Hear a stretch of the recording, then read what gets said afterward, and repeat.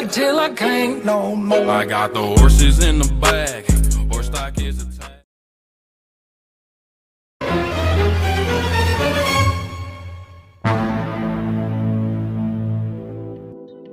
Halo cuy, kali ini kita bakal bahas alur film lagi cuy. Seperti biasa, film ini adalah film berkejutan yang berjudul My Teacher My Obsession. Gue lupa nih, film ini tahun berapa ya? Ya udahlah, yang pasti film ini dijamin mantap. Oke lah, nggak pakai ini itu, langsung kita gas ke ceritanya. Bentar cuy, jangan lupa subscribe ya. Di awal film ini yang berlatar belakang di sebuah sekolah SMO gitu, datang seorang pria menaiki sebuah mobil yang mana pria ini bernama Mr. Chris Sumner. Di sini gue panggil dia Chris aja ya cuy. Dengan seorang cewek di sebelahnya yang mana itu adalah anaknya sendiri yang bernama Riley. Jadi ceritanya mereka adalah ayah dan anak nih yang mau menjalani hidup baru. Riley yang mau bersekolah di SMU yang baru dan Pak Chris yang mau menjadi guru baru di sekolah itu juga. Next setelah itu terlihat seorang murid cewek yang suka foto-foto. Cewek ini bernama Kayla, seorang murid cewek yang mengikuti klub jurnalistik dan fotografi di sekolah itu. Pasti Kayla lagi asik foto-foto, pandangan matanya jadi teralihkan oleh adanya si Pak Chris ini. Sampai datang seorang cewek lagi nih yang bernama Tracia. Nah, kalau lo pernah sekolah, terus di sekolah lo ada satu cewek nih yang genit dan ganjen gitu, apalagi kalau ada cowok ganteng. Nah, si Tracia ini kayak gitu tuh tipenya. Si Tracia bilang kalau pria yang di sana itu adalah Chris, guru bahasa Inggris mereka yang baru. Dan dia juga bilang ke si Kayla kalau cepet atau lambat dia mau macarin si Pak Chris ini. Waduh. Next di kelas saat si Chris mulai mengajar bahasa Inggris, yang kebetulan di kelas itu ada si Tracia, Kayla, dan Riley anaknya. Karena si Chris ini yang kelihatannya ganteng, bikin si Tracia jadi caper gitu cuy, biar dia diperhatiin sama Pak Chris. Karena si Tracia ini kayaknya dia suka nih sama si Pak Chris.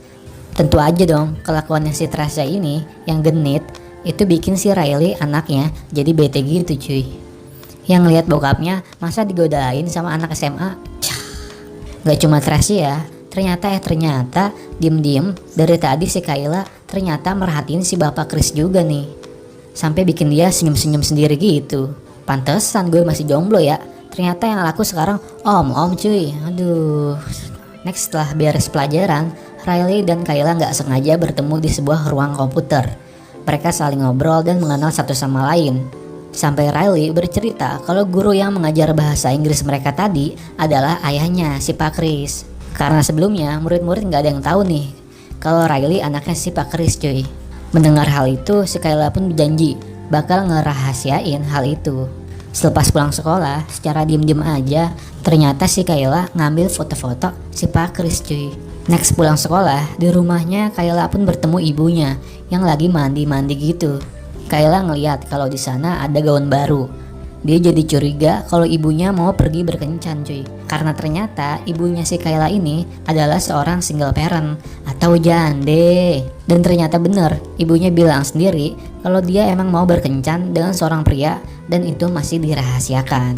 Malamnya ketika si Kayla tidur, karena dia sendiri masih kebayang-bayang gantengnya si Pak Chris ini, sampai semua itu kebawa mimpi dong. Yang mana di mimpinya dia lagi nganu-nganu sama si Pak Chris cuy. Waduh mantap.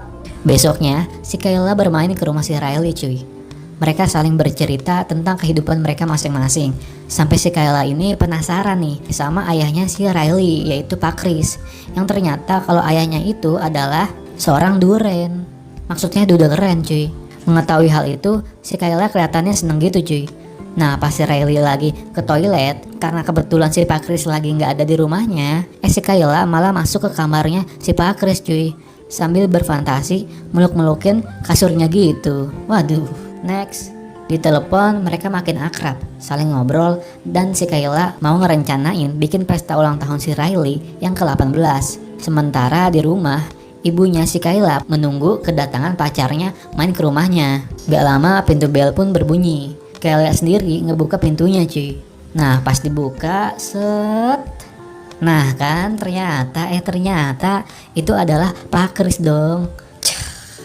Yang mana gurunya sendiri dan sekaligus orang yang dia suka cuy. Aduh, si Kayla, Pak Kris sama ibunya sama-sama gak nyangka lah pokoknya.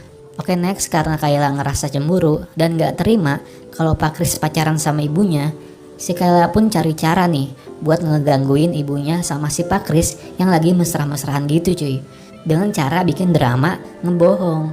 Kalau dia bilang di kamarnya itu ada orang yang coba buat ngintipin dia ganti baju, padahal mah gak ada siapa-siapa di kamarnya cuy. Itu cuma alasan dia biar si Kayla bisa bareng terus dan makin deket sama si Bapak Kris ini. Paginya si Kayla nggak sengaja aja buka pintu toilet cuy, yang ternyata di dalamnya ada si Pak Kris lagi. Aduh, pagi-pagi si Kayla udah cuci mata aja nih. Ketika Kayla mau pulang sekolah, tiba-tiba aja dia dipanggil dong sama Pak Kris buat ngajak dia pulang barengan cuy. Nah, sesampai yang nganter Kayla ke rumah, Pak Kris bilang nih kalau nanti malam dia bakal datang ke rumahnya buat napelin ibunya. Next, malam tiba, Pak Kris udah di rumah si Kayla aja. Pas dia lagi di toilet, HP-nya nggak dibawa dan ditaruh di meja kan. Tiba-tiba aja ada WA gitu cuy. Karena penasaran siapa sih yang WA, malah dibaca dong sama si Kayla dan ibunya yang kebetulan ada di situ.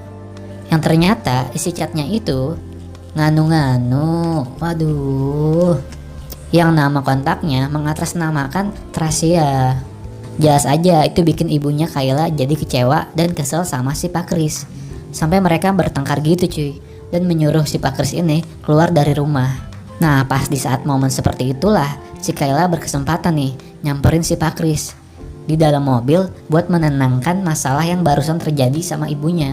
Mereka saling ngobrol gitu. Karena Kayla pikir cuma mereka berdua, malam-malam di dalam mobil lagi. Apalagi si Kayla sendiri terobsesi banget nih sama si Pak Kris. Si Kayla mulai menggoda-goda gitu cuy. Tapi Pak Kris ini menolak gitu cuy. Karena si Kayla yang terlalu agresif, ya mau gimana lagi, Pak Kris pasrah cuy. Dan terjadilah pergenjotan duniawi. Setelah itu si Kayla balik ke kamarnya dengan ngerasa seneng gitu. Terus dia ngambil HP-nya kan. Pas dibuka, ternyata nggak nyangka cuy. Ternyata orang yang ngecat nganu-nganu ke HP-nya si Pak Kris tadi, yang bikin sampai ibunya ribut sama Pak Kris, yang mengatasnamakan Tracia, ternyata itu bukan si Tracia asli cuy, melainkan yang ngirim pesan itu ternyata si Kayla sendiri. Wah, parah nih bocah nih emang ya. Next, berlanjut ke pesta acara ulang tahun si Riley yang diadakan di rumahnya. Semua murid-murid datang ke sana. Gak lama si Kayla pun datang nih dengan membawa kado dan sebuah bir cuy. Yang dia bilang di usia Riley yang sekarang udah boleh buat minum-minum bir gitu. Nah, saat Riley dan teman-teman yang lain sibuk pesta, buka-buka kado, makan-makan ketupat segala macem lah, si Kayla berkesempatan nih buat nemuin si Pak Kris yang lagi sendirian di kamarnya. Pas Pak Kris lagi main TTS di kamarnya, tiba-tiba aja si Kayla masuk cuy. Bikin kaget si Pak Kris ini. Karena cuma mereka berdua di kamar, seperti biasa si Kayla mulai menggoda-goda manja gitu. Pak Kris pun menolak, tapi si Kayla ini terlalu agresif dan orangnya maksa-maksa gitu. Ya udah deh, apa boleh buat, karena emang dipaksa, ya gasken atuh. Baru juga pemanasan, tiba-tiba aja si Riley ini masuk ke kamar ayahnya cuy. Waduh, jadi kegap kan. Ngelihat ayahnya yang begituan sama si Kayla, bikin si Riley malah jadi marah banget cuy. Karena suasana jadi kacau, sampai pesta ulang tahunnya Riley akhirnya dibubarin. Akhirnya Riley ngadu sama ibunya Kayla nih, kalau ayahnya Pak Kris dan anaknya yaitu Kayla udah melakukan pergenjotan duniawi semalam saat pesta ulang tahunnya dia. Nah, besoknya pas di kelas datanglah ibunya si Kayla dengan penuh emosi. Langsung dong digambar pipinya Pak Kris cuy. Aduh, karena keadaan semakin kacau, si Kayla pun semakin bingung. Sampai dia ngerencanain sesuatu buat ketemu sama si Tracia di halaman sekolah. Dan akhirnya mereka bertemu nih. Tapi ternyata di sana si Kayla berniat buat memfitnah lagi si Tracia cuy. Dengan cara si Kayla yang melukai dirinya sendiri. Karena posisinya Tracia yang dekat dengan sama si Kayla saat itu, jadi seolah-olah terlihat kalau yang melukai si Kayla adalah si Tracia. Parah emang nih bocah. Tapi kasihan juga nih si Tracia. Sampai dia dibawa mobil polisi cuy. Aduh. Karena kejadian itu, si Kayla pun dirawat di rumah sakit. Gak lama datang nih si Riley yang bilang kalau dia datang bukan buat ngejenguk atau bahkan memaafkan si Kayla atas kelakuannya dia, tapi buat bilang kalau si Kayla itu cuma memperalat si Riley dan cuma mau menggoda ayahnya aja. Dan dia bilang agar Kayla menjauh dari ayahnya lagi. Tapi sebelum pergi, Kayla meminta permintaan terakhir sama Riley, yaitu buat ngeliput pertandingan tim sekolah. Karena Kayla yang lagi sakit, dia memohon agar Riley mau untuk menggantikannya. Akhirnya Riley pun mau melakukannya, tapi dia bilang bukan untuk Kayla, tapi untuk tim sekolah. Selanjutnya, si Kayla pun pengen ngomong nih sama si Pak Kris, tapi Pak Kris bilang kalau semua ini sudah berakhir. Dan dia bilang juga kalau dia gak pernah ada perasaan sama sekali sama si Kayla dan gak mau buat bertemu lagi. Tapi si Kayla bilang ke Pak Kris nih kalau semua ini baru awalnya aja dan mereka saling membutuhkan. Dan mereka berharap bisa hidup berdua bahagia nanti. Ngedengar si Kayla bilang gitu, Pak Kris ngerasa kalau si Kayla udah gila cuy. Pak Kris pun keluar dan entah kenapa si Kayla ngelihat sebuah pisau. Next, karena Riley yang lagi ngeliput tim di sekolah, akhirnya Pak Kris menyusulnya buat ngejemput Riley nih dengan menunggunya di kelas sekolah. Sementara di waktu yang sama, pas ibunya Kayla mau menjenguknya di rumah sakit, dilihat ke kamarnya, ternyata si Kayla udah gak ada cuy. Kemana tuh bocah ya? Nah di sekolah, di sebuah lorong gelap gitulah. Pas si Riley lagi sendirian, dia ngerasa ada yang ngikutin dia gitu cuy. Ternyata bener nih, itu adalah si Kayla yang kabur dari rumah sakit. Dan dia bilang ke si Riley nih kalau hanya boleh ada satu ruang untuk seseorang wanita di kehidupannya si Kris. Setelah bilang kayak gitu, tiba-tiba aja si Kayla menikam perut si Riley pakai pisau yang tadi dia lihat di rumah sakit cuy. Gak cuma Riley, bahkan dia nyamperin si Pak Kris yang saat itu di kelas dengan cara mengancamnya pakai pisau agar si Pak Kris gak meninggalkan si Kayla dan mau menjalin hubungan dengannya. Ngelihat si Riley yang ternyata masih hidup nih, Kayla pun ngejar si Riley sampai mereka masuk ke ruangan studio foto dan mereka saling berkelahi di sana. Sampai akhirnya si Riley berhasil bikin si Kayla jadi pingsan karena dia pukul pakai kamera cuy. Aduh. Setelah kejadian itu gak lama polisi pun pada datang nih. Mereka semua dengan penuh luka-luka akhirnya dibawa menggunakan ambulan. Beberapa bulan setelahnya terlihat Riley di rumahnya yang udah lulus dan udah menjadi seorang mahasiswa nih, dimana itu hari pertama dia masuk kampus cuy. Dan terlihat juga Pak Kris yang akan segera keluar dari sekolah itu dan mendapat pekerjaan baru lagi nih. Karena ngerasa si Riley udah dewasa dan udah jadi mahasiswa, dia pun diperbolehkan ayahnya buat membawa mobil sendiri ke kampus. Dan film ini pun selesai. Tapi tunggu cuy. Setelah Riley pergi ke kampus, ada seseorang yang tiba-tiba muncul di dekat rumahnya dengan pakai sweater hitam gitu. Siapakah dia? Oke, film pun selesai cuy. Oke cuy, segitu aja pembahasan alur cerita film kali ini. Kalau kalian suka jangan lupa di like dan subscribe.